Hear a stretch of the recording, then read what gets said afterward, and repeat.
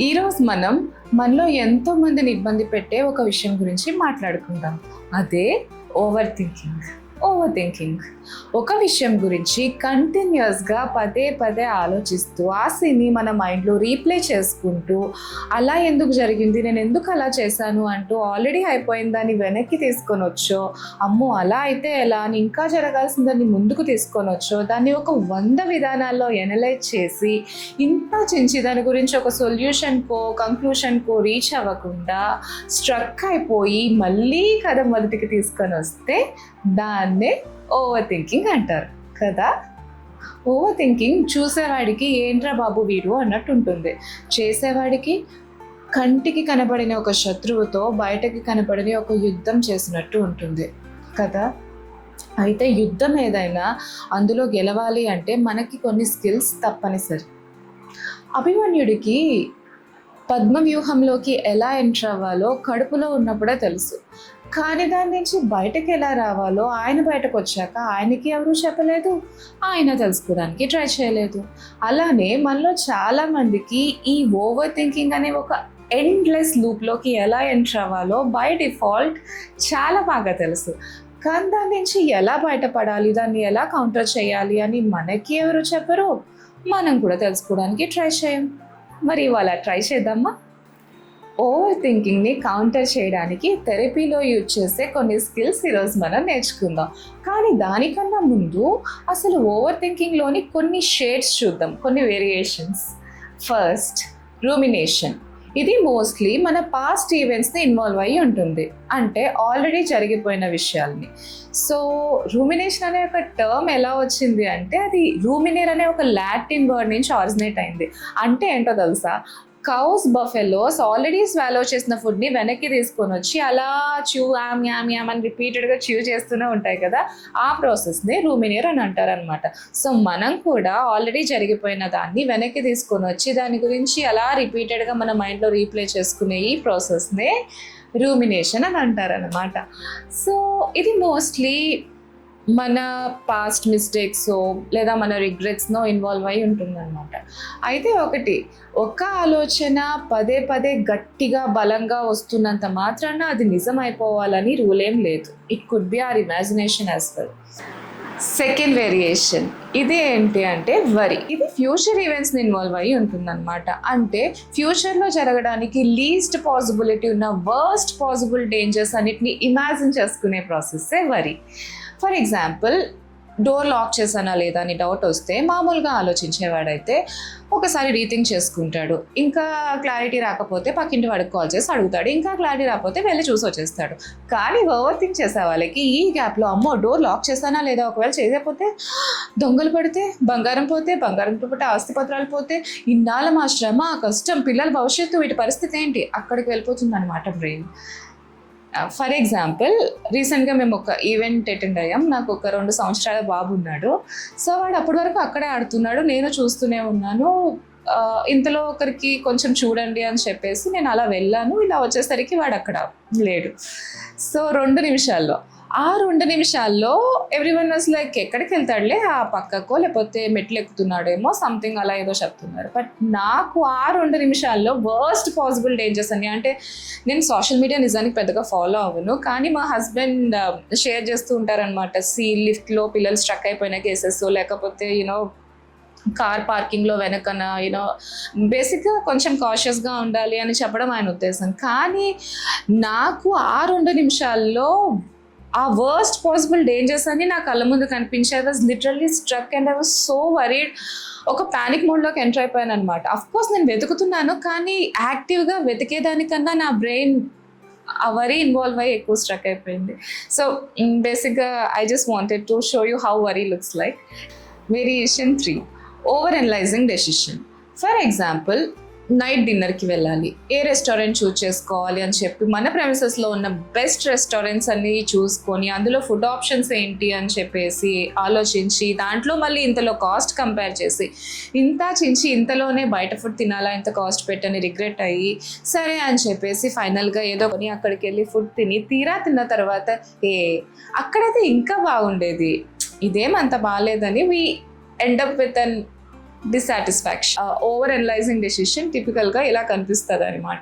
So morning ఏ dress వేసుకోవాల నుంచి వంటకి ఏం చేయాలా వరకు, అసలు పెళ్ళి ఎవరిని చేసుకోవాల నుంచి పెళ్ళి చేసుకోవాలా వద్ద వరకు, too much options involving too much thinking. Reason number 4, it's a sub type of social anxiety అని చెప్పొచ్చు అనమాట. ఎందుకు అలా అన్నాను, వాళ్ళు నా గురించి ఏమనుకుంటారో, నన్ను రేపటి నుంచి ఎలా చూస్తారో, అసలు నేను అలా చేసి ఉండకూడదు. This is what it looks like. Anyways, now you know over thinking variations at least ఎలా ఉంటాయి కొన్ని అని తెలుసు కాబట్టి ఇప్పుడు ఓవర్ థింకింగ్ని కౌంటర్ చేయడానికి థెరపీలో యూజ్ చేసే కొన్ని స్కిల్స్ గురించి తెలుసుకుందాం. First, identify over thinking. Over thinking చాలా వరకు మనకి తెలియకుండానే జరిగిపోయే ఒక బ్యాడ్ హ్యాబిట్. సో ఫస్ట్ ఒక ప్రాబ్లమ్ని సాల్వ్ చేయాలంటే దానికన్నా ముందు సమస్యని ఐడెంటిఫై చేయాలి. So identify over thinking. మీ ట్రిగ్గర్స్ని ఐడెంటిఫై చేయండి. అంటే రోజులో ఎలాంటి టైమ్స్లో మనం ఓవర్ థింక్ చేస్తున్నాం, ఎలాంటి సందర్భాల్లో ఓవర్ థింక్ చేస్తున్నాం. ఫర్ ఎగ్జాంపుల్, కొంతమంది పడుకునే ముందు ఎక్కువ ఓవర్ థింక్ చేస్తారు, కొంతమంది లేచిన తర్వాత, కొంతమంది ఒంటరిగా ఉన్నప్పుడు, కొంతమంది నలుగురితో కలిసే సందర్భాలు ఉన్నప్పుడు, కొంతమంది నలుగురితో కలిసిన సందర్భాల తర్వాత, కొంతమంది వర్క్ చేస్తున్నప్పుడు, కొంతమంది రేపు ఏదైనా వర్క్ ఉంది అన్నప్పుడు, ఇలా ఒక్కొక్కరు ఒక్కొక్క టైంలో ఒక్కొక్క సందర్భంలో ఎక్కువ ఓవర్ థింక్ చేస్తూ ఉంటారు. సో ఎలాంటి టైమ్స్లో ఎలాంటి సందర్భాల్లో మనం ఓవర్ థింక్ చేస్తున్నాం అనేది ఐడెంటిఫై చేయగలిగితే ఆ టైంలో మనం మన అటెన్షన్ని ఇంకేదైనా ప్రొడక్టివ్ సైడ్, ఇంకేదైనా పనికొచ్చే విధంగా షిఫ్ట్ చేయడానికి కాషియస్గా ఉండొచ్చు. సో ఇన్ కేస్ మీకు ఓవర్ థింకింగ్ని ఐడెంటిఫై చేయడం కష్టంగా ఉంది అంటే you can do one thing. ఒక 1 వీక్ పాటు ఎవ్రీ 1 అవర్కి, డైలీ ఎవ్రీ 1 అవర్కి అలారం సెట్ చేసుకొని జస్ట్ చెక్, ఈ 1 అవర్లో ఏమైనా ఓవర్ థింక్ చేసామా, ఒకవేళ చేస్తే ఎన్నిసార్లు, ఏ విధంగా, just try to note it. Most of the people మన మైండ్ అటెన్షన్ ఆక్యుపై చేయడానికి ఏది లేనప్పుడు ఎక్కువ ఓవర్ థింక్ చేయడానికి స్కోప్ ఎక్కువ. Second, worry time technique. Over thinking ఒక్కొక్కసారి మన లైఫ్లో చాలా విలువైన సందర్భాల్ని, చాలా ఇంపార్టెంట్ ఫేసెస్ని మనస్ఫూర్తిగా ఆస్వాదించనివ్వకుండా అది తినేస్తూ ఉంటుంది. ఏదో ఒక ముఖ్యమైన పని చేద్దాం అనుకుంటాం, మధ్యలో ఈ ఆది అంతం లేని ఆలోచన, మేబీ పిల్లలతో క్వాలిటీ టైం స్పెండ్ చేయాలి, ఫ్యామిలీతో ఉంటాం కూడా ఒక్కొక్కసారి ఫిజికల్గా, కానీ మెంటల్గా ఇంకెక్కడో ఉంటాం. సో చూడ్డానికి, వినడానికి పెద్ద గొప్పగా అనిపించని ఒక చిన్న టెక్నిక్ ఈ ప్రాబ్లమ్ని చాలా వరకు కౌంటర్ చేస్తుంది. అదే వరీ టైం టెక్నిక్. ప్రతిసారి కాకపోయినా చాలాసార్లు మనకి వచ్చే ఆలోచనలకు ఒక పర్పస్ ఉంటుంది. గతంలో జరిగిన ఒక మిస్టేక్ గురించి పదే పదే ఆలోచిస్తున్నాము అంటే మళ్ళీ ఆ మిస్టేక్ రిపీట్ చేయకుండా ఉండాలి అని మన మనసు తాపత్రయపడుతుంది. ఫ్యూచర్ గురించి వరి అవుతున్నాము అంటే అది ఏ పొరపాటు లేకుండా సవ్యంగా జరగాలి అని మనం కోరుకుంటున్నాం అని అర్థం. సో అర్థం లేని ఆలోచనలో లేకపోతే తప్పుడు ఆలోచనలో అయితే వాటిని ఇగ్నోర్ చేయొచ్చు. మరి ఈ ఆలోచనల సంగతి ఏంటి, వీటికి ఒక అర్థం ఉంది కదా. సో ప్రాబ్లం ఆలోచనలో లేదు, కానీ అది వచ్చే టైం, అది వచ్చే సందర్భం, ఒక సమయం సందర్భం లేకుండా అతిగా అవసరానికి మించి గట్టిగా రావడంలో ఉంది సమస్య అంతా. సో మన బ్రెయిన్కి మనం వరి అవ్వడానికి ఒక సమయం, సందర్భం, పద్ధతి ఉంటుంది అని అర్థమయ్యేలాగా ట్రైన్ చేయాలి. అదే వరి షెడ్యూల్.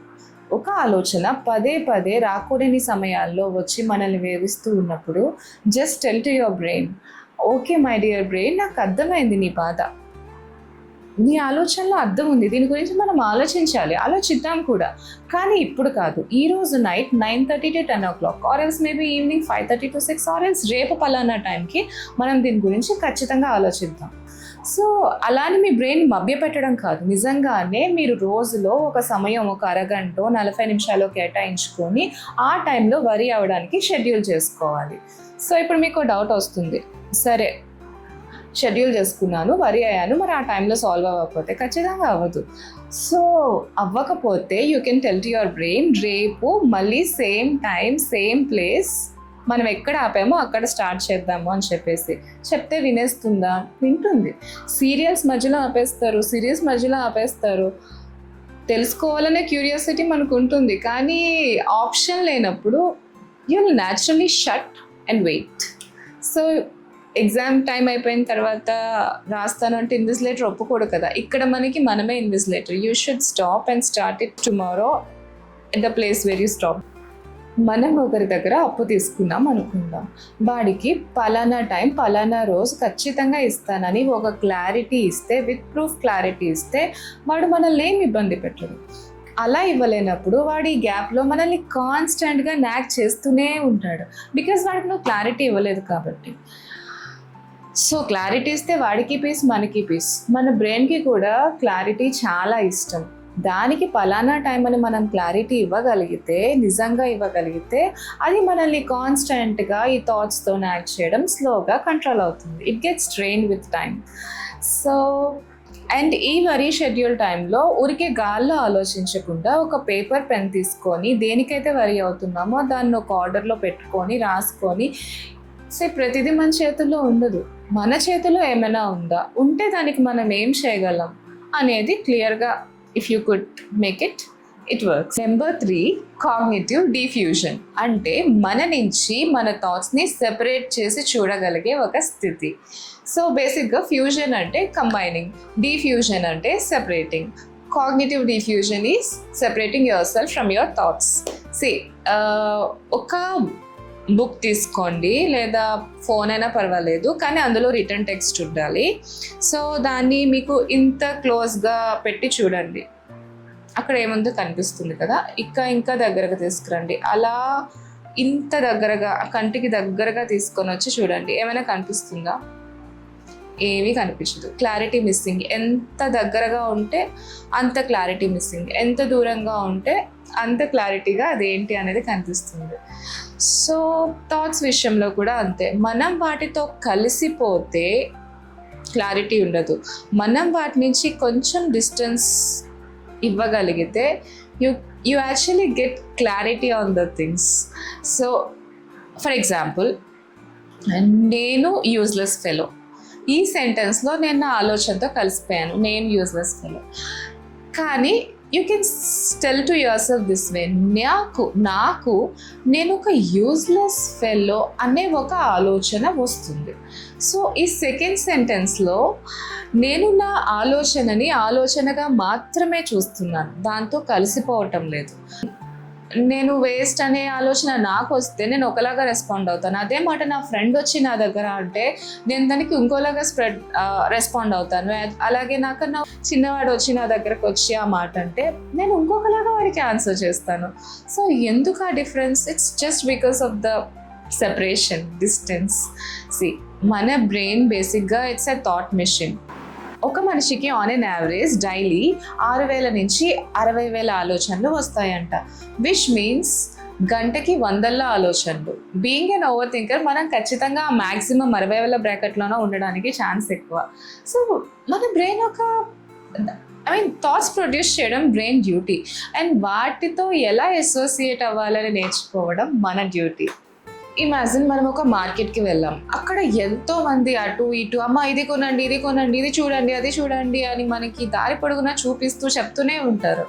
కానీ మనం దేనికి అటెండ్ అవ్వం. కానీ అవన్నీ మనకి కనిపిస్తాయి, వినిపిస్తాయి, కానీ మనం దేనికి అటెండ్ అవ్వం. ఏదైనా మనకు అవసరమైంది ఉంటే దానికి మాత్రమే మనం అటెన్షన్ పే చేస్తాం, వీటన్నిటిని బేసిక్గా ఇగ్నోర్ చేస్తాం. సో యూ కెన్ ఇమాజిన్ మీకు వచ్చే ర్యాండమ్ థాట్స్ కూడా it's like these sellers. And also you could imagine it like టీవీలో వచ్చే ఒక ర్యాండమ్ స్టఫ్, బట్ రిమోట్ మన చేతిలోనే ఉంది, దేనికి అటెండ్ అవ్వాలి, దేనికి అటెండ్ అవ్వకూడదు అని. And there are other ways like మనకు వచ్చే ఆలోచనలు మరి ఇఫ్ ఏదైనా ఒక ఆలోచనలు మరీ డీప్గా వస్తున్నప్పుడు, and when you know it's not working, you can actually look at it this way. నేను ఒక యూజ్లెస్ ఫెలో, నేనొక యూజ్లెస్ ఫెలో సినిమాల్లో చూపిస్తారు కదా, అలా అనమాట. ఒక సాంగ్ లాగా పాడినట్టు, లేకపోతే నేను ఒక యూజ్లెస్ ఫెలో అని ఒక సిల్లీ వాయిస్తోనో చెప్పినట్టు మీరు ఆ థాట్ని ఇమాజిన్ చేసుకుంటే ఇట్ బేసిక్గా అది ఆ థాట్ ఇంటెన్సిటీని తగ్గిస్తుంది. It makes it less powerful and కొంచెం లైట్ వెయిట్, ఈజీ ఉంటుంది. బేసిక్గా the very core idea of this cognitive defusion is తామరాకు మీద నీటి బొట్టులాగా ఉండగలగటం. ఆలోచనలు వస్తాయి, కానీ దాంతో మమేకం అయిపోకుండా ఆలోచనలుగా మాత్రమే చూడగలగటం. ఐ గెస్ ఇన్ఫర్మేషన్ ఓవర్లోడ్ అయిపోతుంది. సో నెక్స్ట్ స్కిల్స్ నేను వేరే వీడియోలో చెప్తాను. కంటిన్యూషన్ చేస్తాను, but then I will put it in part 2. So just wait and watch. And thank you for watching. Do like, share and subscribe for more such psychology insights. Thank you.